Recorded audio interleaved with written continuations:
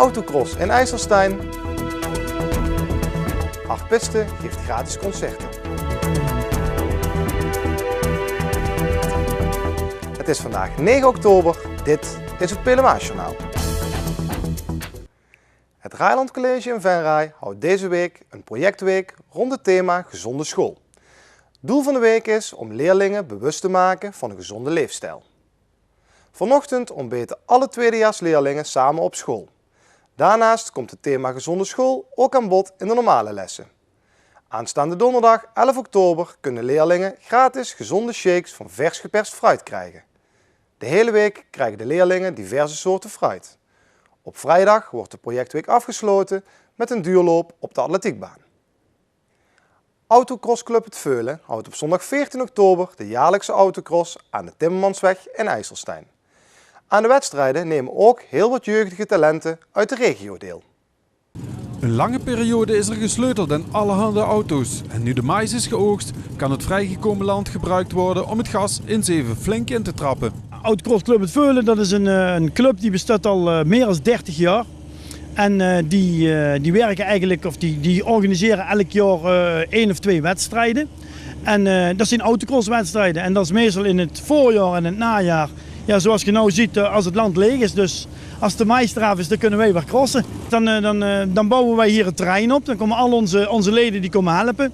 En om 1 uur beginnen we hier met bouwen en om 5 uur dan staat hier een prachtig circuit klaar. Ja, dat is gewoon fantastisch om te zien. Iedereen helpt daar aan mee en dan is dat geweldig om te zien hoe dat in zo'n korte tijd helemaal omgetoverd wordt tot een volwaardig circuit.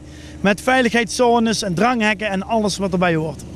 Vlak voor de kampioenschapsmansjes mag de jeugd van 12 tot 15 jaar het spits afbijten. Eentje daarvan is de 14-jarige Renske. Jij gaat zondag je eerste wedstrijd rijden? Ja.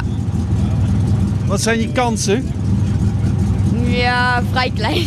Komt er ook nog wat stuurmanskunst bij kijken? Ja.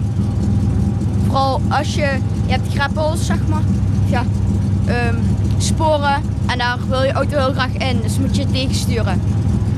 Komende zondag 14 oktober beginnen de wedstrijden al om 11:30.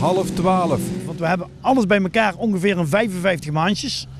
Dus ja, er moet echt poot aangespeeld worden, willen we voor het donker klaar zijn. Dus dat geeft ook het spektakel aan. Het is gewoon ja, van 11:30 tot 6:30 is het spektakel hier op het terrein. Dat is fantastisch om te zien.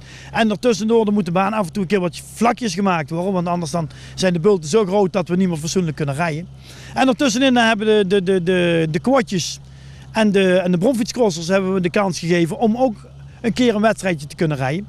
En dat is ook fantastisch om te zien, want er komen mannetjes van 3 jaar op een kwadje en die gaan hier door het zand. En ja, dat is gewoon heel mooi om te zien. Het nieuwe Business Point van PostNL bij drukkerij Uitgeverij Van den Munkhoff BV op Keizersveld is dinsdag feestelijk geopend. De vestiging op de Hulst is vanaf vandaag gesloten.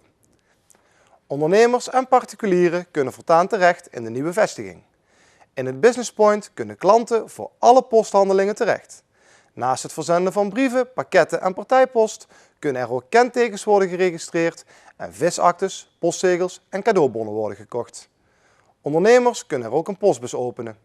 Post die voor 6 uur wordt aangeleverd, wordt dezelfde dag nog verwerkt. Harpiste Loes van Dijk gaat gratis huiskamerconcerten geven.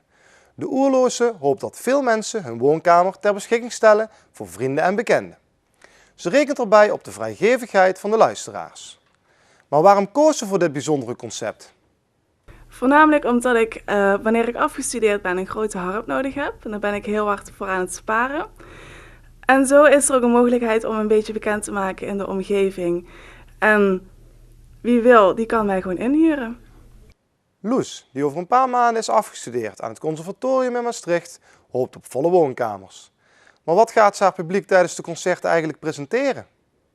Heel veel soorten muziek van alle kanten van de wereld een beetje. Wat Japans, wat Zuid-Amerikaans, ook wat klassiek. En verder vooral wat ik zelf ook mooi vind.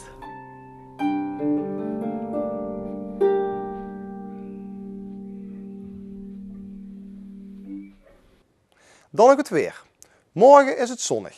Er zijn ook enkele dunne wolkenvelden en het blijft droog. Het wordt tijdens de middaguren 13 à 15 graden. De wind is de hele dag zwak. Donderdag wordt het vrij zonnig met temperaturen tot 17 graden. Tot zover dit PLMA-journaal. Tips kunt u mailen naar de redactie.